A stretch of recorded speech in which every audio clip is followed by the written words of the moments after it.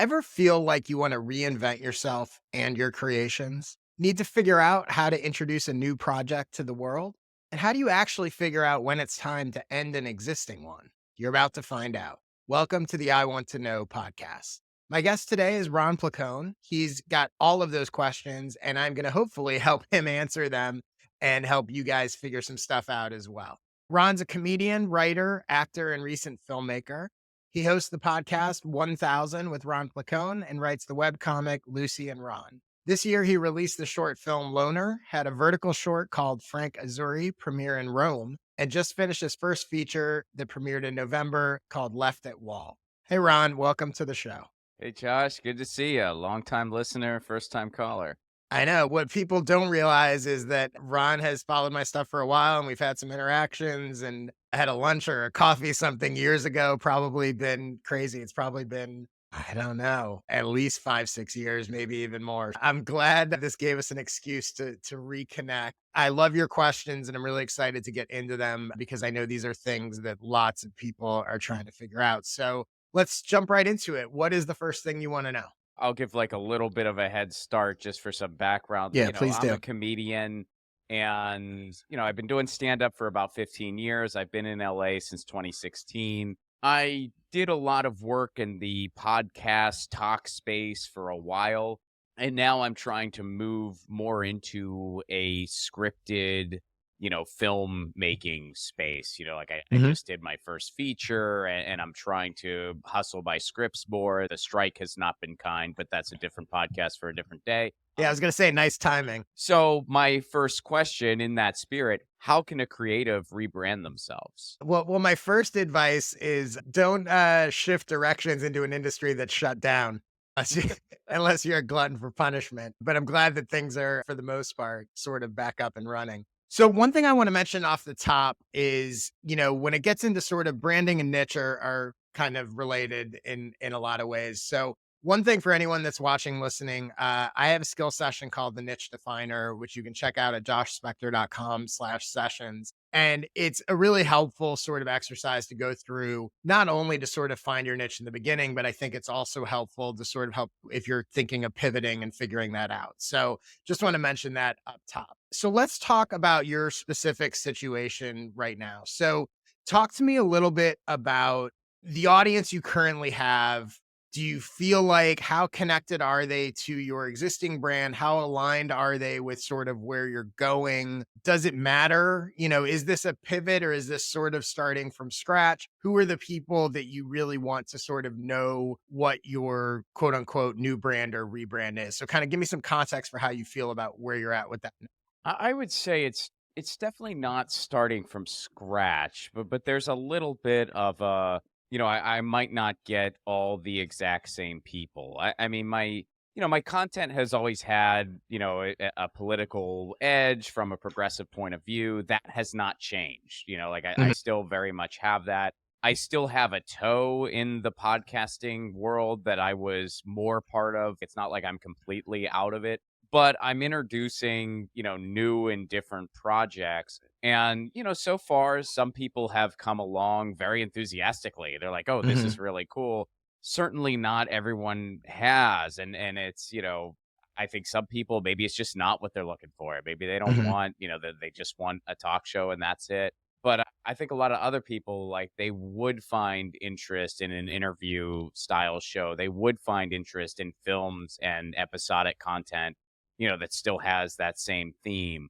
So that's who I'm really trying to reach. And I think there's a lot of people who would like that kind of stuff and who do like that kind of stuff that don't know who I am yet or just don't see Mhm. me as that person. So, a couple of things here. So, first is I want to congratulate you on pursuing the things that you're excited to create and are interested in. Because I see a lot of people who get stuck. They basically become hostage to their audience. And they're like, I've put all this work in, I've done all these things, I've attracted these followers. And it doesn't matter. It doesn't have to be millions of followers, right? It could be, a few hundred, a few thousand, whatever, and they go, I really want to create this different thing. I want to go this different direction, but I feel like I'm just abandoning all this stuff that I have. So I guess I got to kind of keep giving people what they want. And I think that is a massive mistake that a lot of people fall into. And so the fact that you're just like, you know what? And it doesn't mean that you're abandoning them, but I always think it's a good idea to pursue what you're most interested in and where you want to go creatively, not just sort of be stuck feeding what you've already created in the past, right? So I want to say that up front. That said, going that direction is going to cost you some people, right? There's going to be people anytime we do anything sort of different. And by the way, you could have the same specific niche, right? And it was a podcast, and now you start doing a newsletter. There's people that love what you're doing, but they're like, I don't read newsletters. I only wanted the podcast. So anytime you go in a different direction, you're going to lose some people. That's okay. Some of those people are going to come with you. And I think you first discovered me when I was doing connected comedy stuff Yes. for the most part. I have some people who were following me for that comedy stuff and came with me.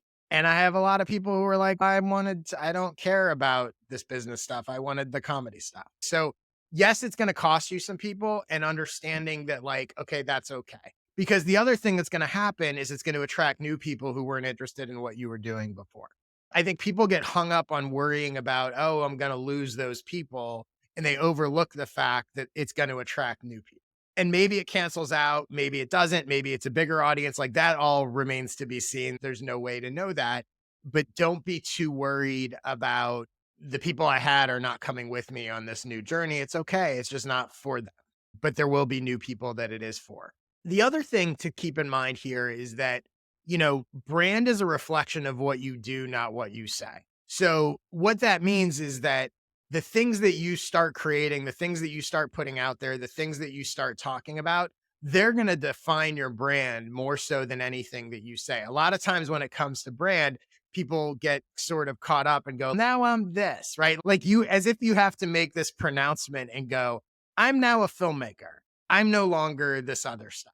And I'm not saying not to say that and not to start using those terms, but when you start putting films out there instead of other things or being focused on, that's ultimately going to define what you are. You see people who will go the other way and go, I am now a filmmaker. In the meantime, they haven't put out a film in forever. It's like you're a filmmaker when you make the film and put it out. And I know you've already done some of that, which is great. So keeping that in mind and not worrying too much about how do I announce this? How do I, like, you don't have to, right? It's going to sort of gradually evolve into what you're doing. And I think a perfect example to answer your question, because I have gone through this in various ways. And one of the things I talk about in the niche definer is that, your niche will always evolve.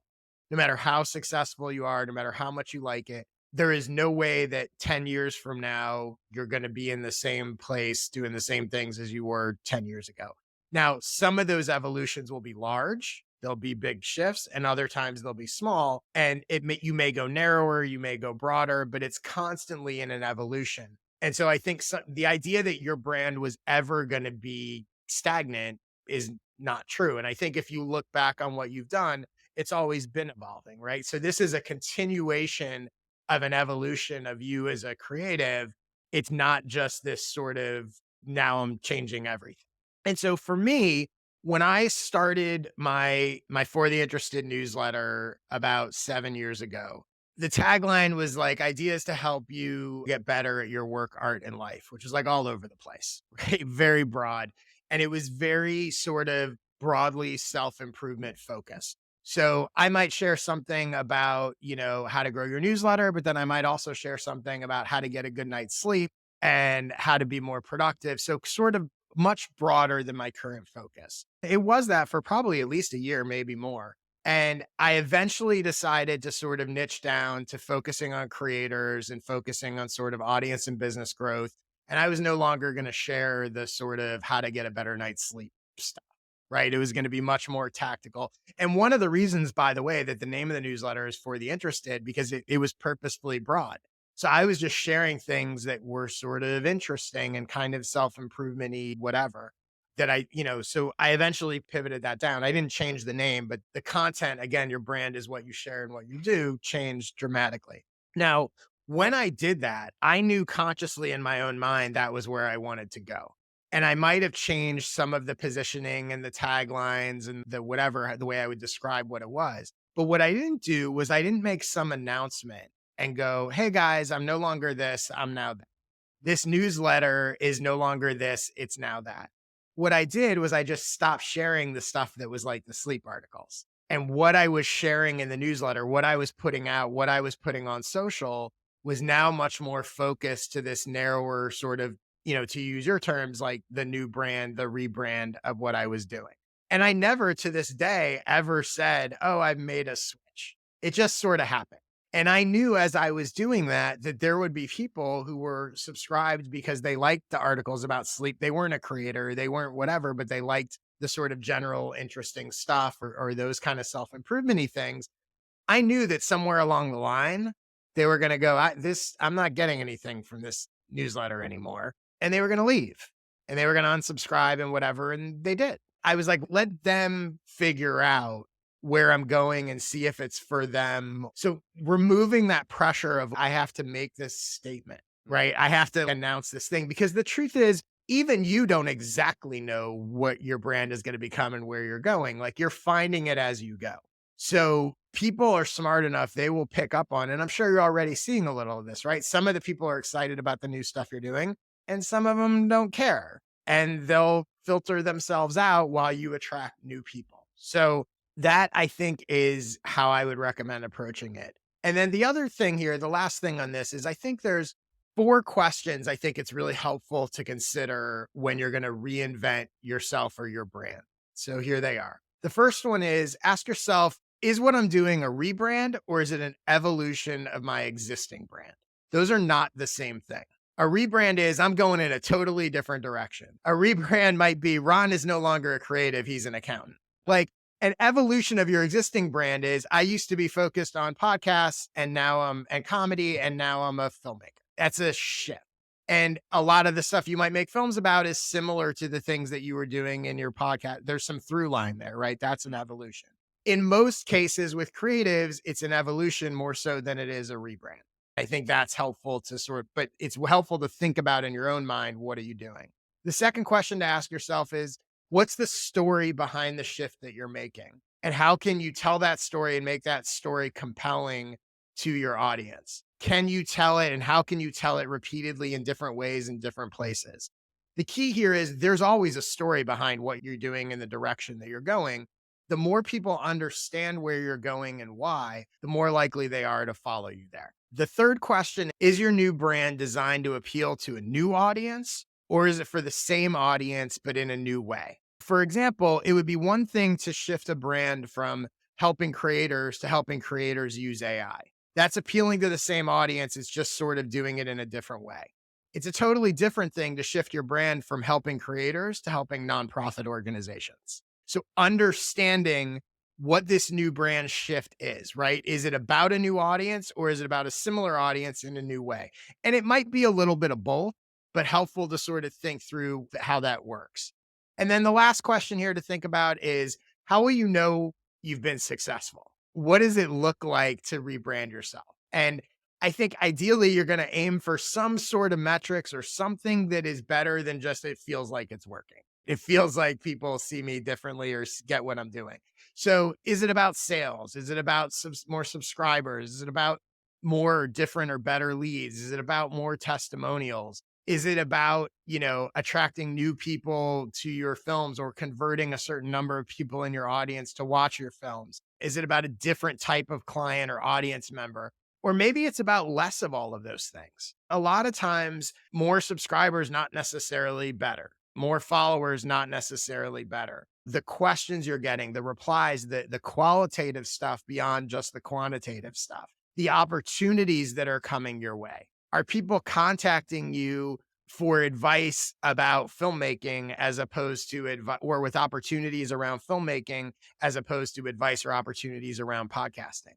These can be very subtle things that indicate people are seeing you differently and are ways to sort of measure the quote unquote success of your rebrand. Does all that make sense? Yeah, no, that's very good and a lot to think about. And I was actually on part three. I was gonna follow up. I jotted down was I was like, could Yeah. it be a little bit of both? But you already answered that. So Yeah, it can, and in most cases it will be. But I think it's helpful to with that in mind, sort of understand for the people in my audience that wants this is what makes sense. And these are the new people that my previous stuff had no relevance to. but now this new stuff does, right? And it's interesting. You're sort of reconfiguring your audience, or if you think about it as like a Venn diagram, the circles are changing. Sure. And so some of the people that were in the sort of overlap of the Venn diagram no longer are, but other people that were in that circle are. So that's another interesting way to sort of think about it. So let's get to your next question. What's the next thing you want to know? So my next question is kind of just diving in a little more specific because, as I mentioned, I'm doing projects that are different than anything I've ever done Hmm. before. So what are the best practices to introduce new creative projects like a new podcast series, a movie, etc., which I have both of those things. So Yeah. Cool. So I'm going to give you some general recommendations that can be used for anything, but I also thought it would be fun to get a little specific. So let's talk about a specific project you have that you want to introduce. Okay, so my new podcast series, my old podcast was just a kind of news and politics oriented podcast, and Hmm. it was just called Get Your News On with Ron, and it was literally just news that I felt was important to share. And it was a lot of fun. I enjoyed it, and it just sort of ran its course with me. My new podcast series is called 1000, Hmm. and it's an idea that I had for a long time. It can be traced back to a conversation I had with V. Val, who founded the zine Search and Destroy many years ago. He told me he thinks there's only 1,000 interesting people in the world, and he wants to document as much of that as possible, which I think Hmm. is a cool sentiment. I don't agree with it literally because, Right. first of all, who am I Right. to say what is and isn't interesting? But I thought the sentiment of it was really neat. What if I went on a quest to interview 1,000 different people that have my interest in some way? Hmm. So I started that series, and it's been a blast so far. I mean, I've had, Martin Barr from Jethro Tull. I've talked to Jello Biafra. I've talked to artists who, left the United States for Mexico. I've talked to Cory Doctorow. So public intellectuals, academics, Hmm. musicians, comedians. So it's just sort of this, just this interview series that I'm real excited about. And in the intro, I say why they made my list of 1,000, what it is about them that I find very interesting and why. So I want to really introduce that. And I think people that liked what I was doing prior, they would enjoy this, but it's definitely different. It's a different type of podcast than anything I've done. Okay. So let me ask you a question. The people that liked, let's say, your podcast before, what did they like about it? Why did they like it? Why do you think why were they fans? Why were they listening? I think because I talked about stuff that was interesting to them that they didn't see covered elsewhere. Such a just interesting sort of news stuff. Like Yeah, what do you like think they would say? I mean, obviously they're not obviously they're listening because they're interested, right? They find it sure. interesting. But my question is if you go a level deeper, what about it did they think why was it interesting to them? I talked about topics that often did not get covered in other places, and I kind of Mhm. was like clear about those niches. I'm really interested in digital rights. It's something I'm still interested in. So I would cover a lot of news stories in that space, and I think a Mhm. lot of people they had interest in it, but it was sort of hard to find elsewhere. But they do, oh Mhm. yeah, Ron's this kind of lefty punk rock digital rights Mhm. enthusiast guy, and he's a comedian, and so he's gonna package all that up for us every week. So it was a pretty niche thing. Like it's not like my audience Mhm. was humongous, but people knew that was what they were going to get and Mhm. they counted on it for that. And, this series is different. I don't do it in that way. I'm not curating Mhm. news stories, but I am talking to a lot of people that are in those similar spaces because obviously it's interesting. There's definitely a bit of a through line, but it's different. Okay, so this is a perfect example. And I'm not saying this is exactly the way you should do it, but I think this will just give you an example of how to sort of think about it. So you had this show, and a big part of why. So let me talk about it. Right now, the way you're thinking about it or presenting it is this show was sort of about the news and had whatever format it was. And this show is about me interviewing people. And in your mind, you're going, these are very different. And they are very different if you look at it through that lens. Now let me give you a different lens to look at it through. The news show, people were listening because they were like, Ron is really good at uncovering and finding things that I haven't heard about. I have this set of interests. Ron knows how to find that stuff. It's not actually about the news. It's about Ron's ability to surface things that are interesting. The news show is also about Ron's ability to surface and uncover things that are interesting to these type of people. They're about the same thing.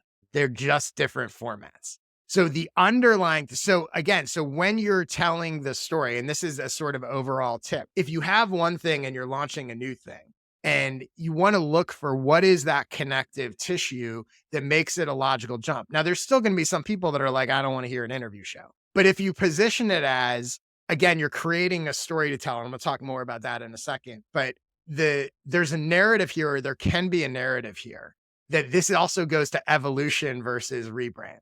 The evolution is you're passionate about uncovering stuff that is interesting within this sort of niche field mindset, whatever you want to call it, right? You're doing the same thing, but now you're uncovering interesting people and you're uncovering lessons from them and things that they've found interesting. This is not a great example of it, but Tim Ferriss and his Tools of Titans book and all of that kind of stuff is sort of interviewing people, which is very different than Tim Ferriss doing his own sort of experiments and life stuff and whatever, right? In theory, that's really different, but it feels all connect. It feels like a sort of evolution, a different way to do the same sort of core thing. So the chances are, and this is true for all of us in most cases, when you start something new, if you have an existing audience or existing things that you've done before, there's something about it that's similar, even if they feel completely different. So when you present it, it doesn't mean that the way you present the show generally to the public and to new people is that you can play up, the show's going to have different packaging and positioning and whatever. But to your existing audience, you want to play up the things that are similar, right? Because they may not even realize in their mind, they're going, oh, I like it because he shares the news. But the truth is, there's lots of places they can get the news. They like it because your filter, your ability to uncover this interesting stuff. And that's the part that that's the same. It's just a different way and a different angle. Not all of them will come, but when you talk about it to your existing audience, that makes it seem like of much more interest than just, oh, Ron's going to now go interview people. Before you were curating news. And again, I'm just riffing here, but there's a version of, if you thought the news that I curated was interesting, wait till you see the people that I curate. And so now people are coming with you. So that's sort of that's one way to sort of connect it. So now the other thing in terms of best practices to launch these projects, I think there's 5 things that you should do when you launch a new project, almost regardless of what the project is. So the first one is you want to have a remarkable story behind it. And that's a Seth Godin line. He talks about things that are remarkable, meaning that they're worthy of people talking about and noticing, right? You want to there's something noteworthy that makes the origin of whatever you're creating more compelling. So you had just talked about a perfect example of it is the guy talking about, I think there's only 1,000 interesting people in the world. And I'm not saying that's your origin story, but that makes a show where you're going to interview 1,000 people way more compelling. Just that little bit of packaging, right? The story behind it makes people more interested in it. What you don't want is you don't want people to say, oh, it's yet another interview show. There's a million interview shows. So finding a story and creating a story, an origin story that makes it more interesting will make people more likely to check it out. The second thing you should do when you launch a new project is create a focused burst of promotion. And you don't have to do that when it's brand new. You can actually do this at any point. You decide, okay, this is going to be show week, or it's my 1-year anniversary, or it's whatever, but you want to have some sort of burst. So for example, let's say you're going to appear as a guest on 10 podcasts to promote your show. Appearing on 10 podcasts in the same week is way more powerful than on 10 podcasts over the course of 10 weeks. It's great to be continually promoting, but you want to create this moment where it feels like your new project is everywhere. So imagine if you know other shows that people listen to in your audience, and all of a sudden 4 of those shows, you're a guest on the same week. It makes your project feel like a big thing. Whoa, this Ron show is everywhere. Hey, everyone's talking about it. I got to go check it out. The third thing to do when you launch a new project is repetition. No matter how much you think your audience is aware of your new project or your old project for that matter, trust me, they are not. Say it again, say it in a new way, say it in a new place. I literally did a Twitter poll the other day and I was like, have you listened to my podcast? Yes, no, or you have a podcast? Question mark, question mark, question mark. And I think like 35% of my Twitter followers said, didn't know I had a podcast. despite me sharing clips, talking about it all the time. Like they just don't know. So repeat it, especially when you're sort of launching something new, make it unavoidable. The fourth thing to do when you launch a new project, tap into other people's audiences, leverage cross promotions, guest appearances, favors, whatever you can do to get people who can help reach the people you need to reach to do. It's, it's the easiest and most cost effective because you don't even have to pay for it necessarily. Everyone is so focused on trying to attract new people to them that they forget the easiest way to get to people is go to other people who already have connections and relationships to those people. And then the last thing here to do when you launch a new project is some sort of paid promotion. Even if you can only afford a tiny budget, I always think you should put some money into where your creation is and getting other people to see it. I truly believe you owe it to yourself. I'm amazed how many people will they'll invest so much time and effort into creating a thing. And then they literally won't spend $10 to help people discover it. If you're going to invest 10 hours into something, it seems like it's worth at least $10 in Facebook ads or Instagram ads or something. And again, if you have more money, that's awesome. But I think you want to be financially invested in the promotion of a new project on some level, not just, okay, I put a lot of time and effort and I hope that people find it. So if you do those 5 things, it's not going to guarantee the success of your new project, but it is certainly going to help. And all of those things are designed to put your project in a place where you have the opportunity to make the most of it. Any questions about any of that? Yeah, there's a lot of information, and this episode is out. I'm actually going to listen with a notebook because Yeah, I great. wrote a That's what I few like to things hear. down, but I didn't. I mean, I want to be like present, so I didn't write Yeah. everything down, right? I think that's pretty straightforward. I guess one thing I do have a little bit of a follow up on. What would be, I mean, I know you use the $10 mark, and I Mhm. know it depends on what one has, but what would you say is sort of a healthy perspective financially? Should it just be like, 20% of your revenue, or what's kind of some sort of barometer there? It's a great question. It varies a lot, but I think one thing, again, and this depends on your creations, and this gets into business model and a million other things, right? But hypothetically, let's take the podcast, for example. In a perfect world, not always easy to do, but in a perfect world, even if you're estimating, you have some idea of what a listener or let's say a subscriber to your podcast is worth from a lifetime value perspective. Now, this depends again on the business model and what you're trying to accomplish, right? Do you have sponsors? Do you have, do you sell products? Do you whatever, right? But in some way, so I'll give you an example from my newsletter. And this is very rough estimate. But I have about 40,000 newsletter subscribers. I have a little over 400 skill sessions members. Now, that is not the only way I monetize. This is where it gets a little confusing because I also sell sponsorships and I also sell individual skill sessions and I do consulting calls. And so you can dive way deep into this. But if I were to just simplify it, 400 members out of 40,000 free subscribers is, I believe, 1%. I'm terrible at math, but let's call it 1%. A subscriber right now, my skill sessions membership is about $200 a year. The lifetime value, because a lot of times most people stay more than 1 year. A member for me is worth, let's say, about $300, give or take, on average. Okay. So if 1% of my newsletter subscribers are going to become a paid annual member for $300, I know for every 100 subscribers I get, I earn $300 because one of the 100 becomes an annual member and that's worth $300. So now this is all very rough, but now I've gotten to a point where I at least have some estimate of what a subscriber is worth. 100 subscribers for me is worth $300, hypothetically. So now when I'm thinking about paid promotion, I go, if I spend $300 to get 100 subscribers, I break even. If I spend $150 to get 300 subscribers, I earn $150. So now ideally you would get to a point where the money you're spending now becomes is profitable. I'm looking for ways that if I put $150 into the machine, I get 100 subscribers out and I know that's profitable. And then in theory, I should spend as much as possible because I'm making money. But even if the math isn't that, even if it costs me $300 to get 100 subscribers, it's break even. So now I can look at it and say to myself, is it worth break even to grow my list? Because ultimately it's going to create other revenue streams. So even the math can be tricky. And so it's going to be tough to get to an exact number, and especially with podcasts and downloads and all of that.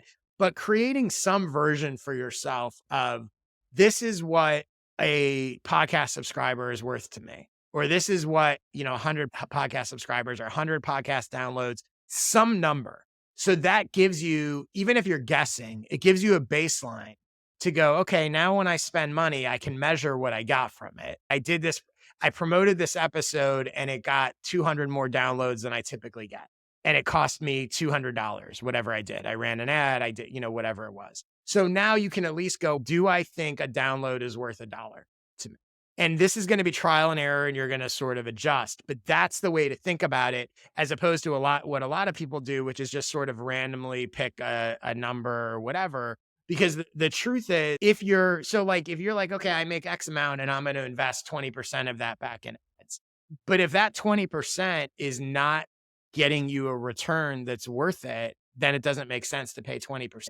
If it is getting you a return that's worth it, then you should be probably spending 60% or whatever. There's also a concept that Nathan Barry, who's the founder of ConvertKit, has been talking about a lot. He and Rachel Rogers have a podcast called Billion Dollar Creator, and they talk about creator flywheels, which goes into it's sort of taking a business flywheel strategy and applying it to the creator market. And I won't try to explain it now, but Google creator flywheels and listen to the Billion Dollar Creator podcast. And they'll talk a lot about sort of, because that's what you want to get. You ultimately want to get to a place where the money you're spending is driving more money, and round it goes. And that's the sort of flywheel. It's a great question though, because I think lots of people struggle with that. And again, I would say don't get overwhelmed by it. Can be hard to figure out the exact math, but at least if you have some idea. I remember early on when I was running some ads for my newsletter before even really kind of figuring any of this out, in my own mind, I was like, all right, I think roughly speaking, $1 a subscriber is worth it. And in my own mind, I was like, okay, if I spend $1,000 and get 1,000 subscribers, I need 3 of those 1,000 people to become members of my skill sessions, or I need one of them to book a clarity call. So in my own mind, I was sort of doing rough math like that, right? Okay, do I think one of 1,000 subscribers would book a clarity call with me, and or 3 of them would become skill session members? Probably. And so I'll probably get my money back from that. So again, ideally you get exact, but even if you can't get exact, you can sort of ballpark it and it allows you to be somewhat strategic in what you're doing.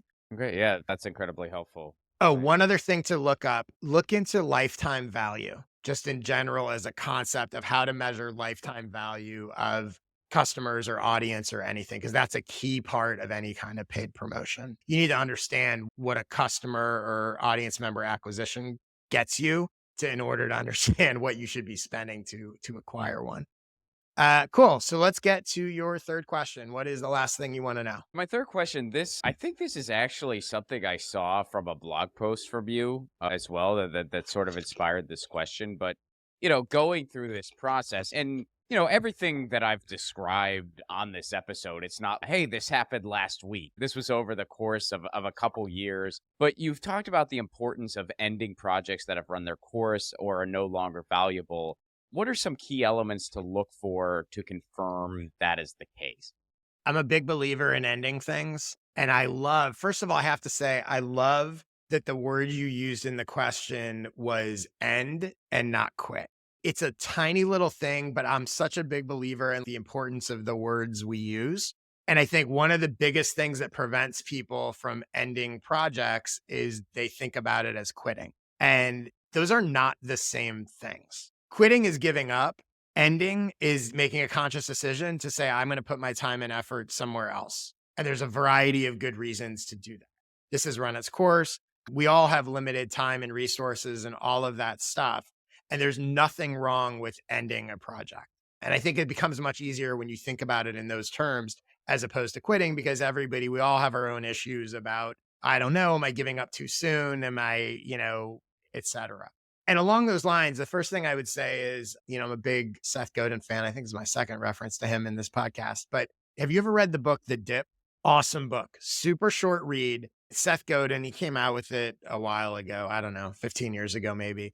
But the entire point of the book is that essentially with any project, with especially with creative work, but with anything you do, you get excited, you start out, you're doing it. And then you get to what he calls the dip, which is this point where it's sort of stagnant and you're in this place where you're like, do I continue or not? Is this working or not? All of that stuff.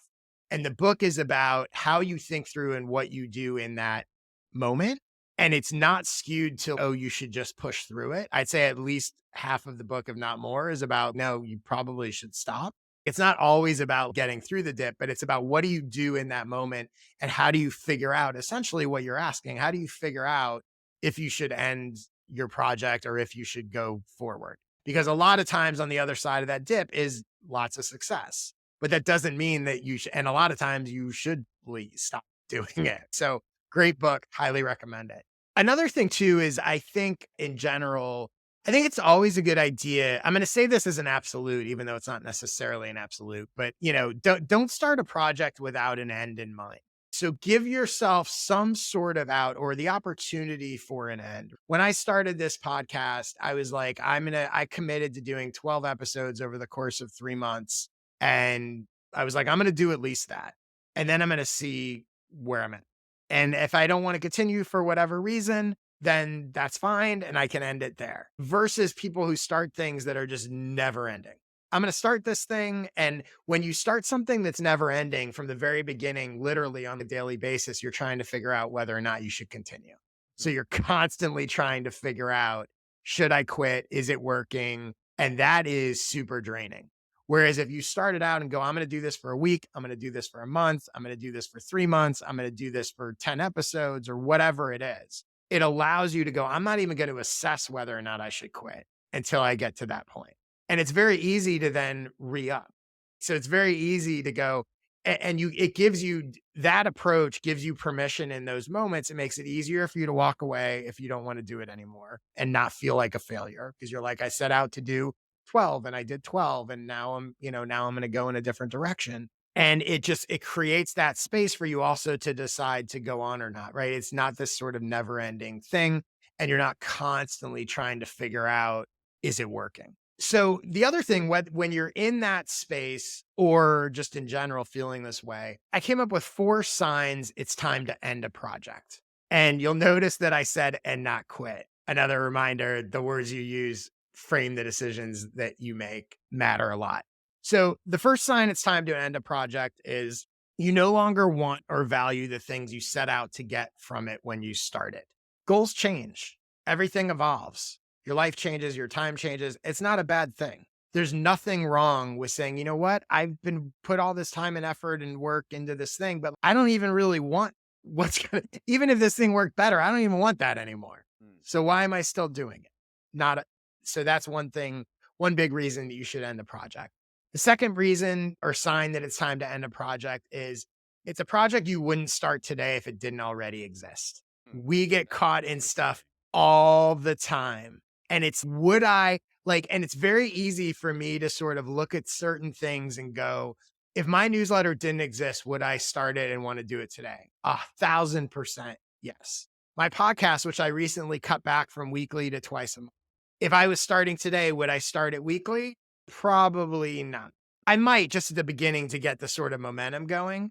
But I think that's a great question, right? Are you just doing it because you've already been doing it for a while? Or is it something you want to do? And I think, Jeff Bezos famously at Amazon preaches the idea that every day is day one, right? So if you look at your thing and go, if this were day one, what would I be doing this? And this extends not just to projects, but just because I've worked with this type of client in the past doesn't mean I need to work with that type of client moving forward. If I didn't have that experience, if I didn't have the reference point of, oh, I've helped a bunch of these types of people, are those the clients I would go after today? You don't have to. Every day is day one. So the third sign it's time to end a project is if you struggle to answer this question, what level of success would this project have to have for me to want to keep doing it? So I think a lot of times we get hung up in the sort of forever what this thing could be and where it's going and, whatever. but we don't actually stop to take a step back and go, let's take a podcast, for example. If your podcast, let's say, is getting 1,000 downloads per episode, making this up, and you go, okay, I'm not sure I want to keep doing this. Would I want to keep doing it if next month I was getting 2,000 downloads an episode? Would I want to keep doing it if I was getting 5,000 downloads an episode? Would I want to keep doing it if it was getting 20,000 downloads an episode? And what's interesting is as you do that, your instincts will sort of show you, let's say it was getting 1,000 downloads and I said, oh, if this was getting 5,000 downloads an episode, I still wouldn't want to do it. You've just said that if you 5x the success, you still don't really want to do it. So maybe you really don't want to do it.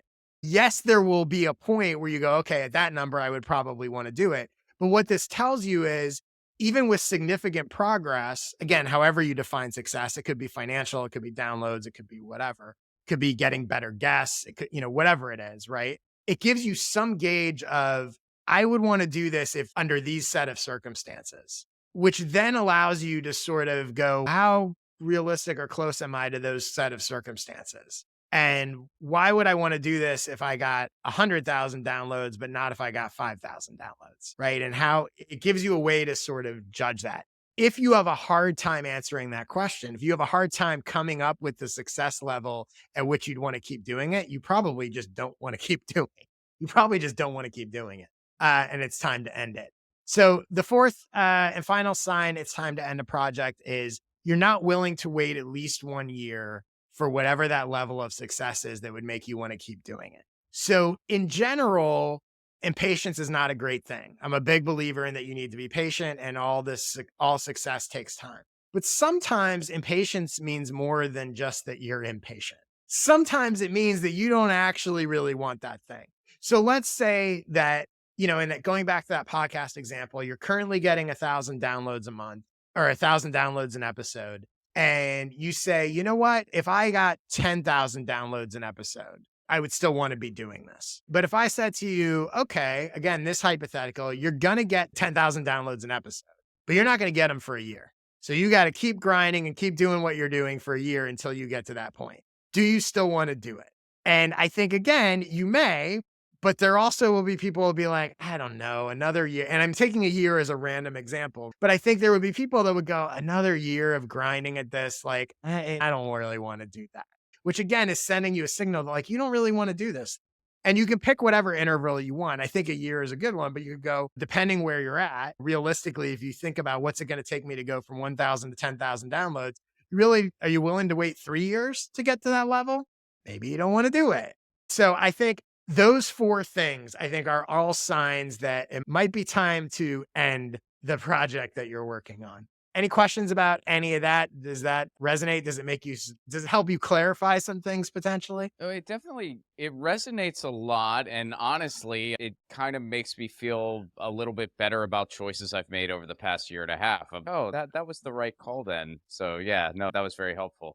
That's great. And I think it's also, I'm glad that you mentioned that because I think it's important to understand that this process of thinking about and using these kind of frameworks to consider whether or not you should end something isn't just helpful when you're thinking maybe you want to end it. It's also helpful to reaffirm, no, I am doing the right thing. I do still want and value the things that I set out to get from this. And I would still be doing this if I hadn't already started it. It can be very sort of reaffirming of the decisions that you've made to keep doing stuff, because I think we all can get lost in that. Is this working? Should I still be doing this? Do I want to still be doing this? And so I think it's helpful both ways, not only to help you, decide, okay, maybe it's time to move on, but it's also sort of helpful to go, no, you know what? Like, I'm doing this for a reason. I like doing this. And maybe I'm not having the success that I want necessarily right now, but I don't feel like I am on the right track. Like I enjoy doing this. And, again, taking that sort of ownership of our choices and decisions either way is really, really helpful and important.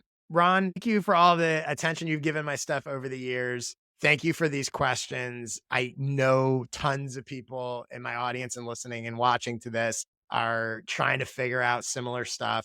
Once again, congratulations on following your creative interests and not getting stuck like so many creators do. Just trying to, keep doing what they used to do and serve people because that's what they think they want. Let people know where they can check out your old and new projects. Where can they find you? First of all, thank you. I mean, I know we don't have time to get in the story, but I told you when we got coffee how, some of your early posts on connected comedy really helped me out a lot back in the day. So thank you. And yeah, people can follow me on Twitter and Instagram at Ron Placone. RonPlacone.com is my website. There are already screenings scheduled for my film Left at Wall. So Tucson, Arizona, Washington, D.C., Omaha, Nebraska, Pittsburgh, Pennsylvania, Sheffield, UK. We got some screenings scheduled. We should have some more and some festivals, but my website's the best place to follow along for all that. And you can get my podcast, 1000 with Ron Placone, wherever you get your podcasts. Awesome. If people check out your podcast, what one episode should they start with? Ooh, that's a fun question. I would say start with the first one. Start with Beans on Toast. He's a phenomenal singer songwriter from the UK. If you haven't listened to him already, and it was just sort of a fun chat. Two millennials talking music and talking his stuff. It's kind of a good template for the show. Awesome. Thanks again. Thanks everyone for listening and watching. You can check out my newsletter for theinterested.com/subscribe, my skill sessions, joshspector.com/sessions. I am on Twitter all the time, posting nonsense at jspector. If you would like to come on this show and ask me 3 questions, I'd be happy to help you as long as you have good questions. Go to joshspector.com/questions. Thanks everybody for your interest, and I will see you next week.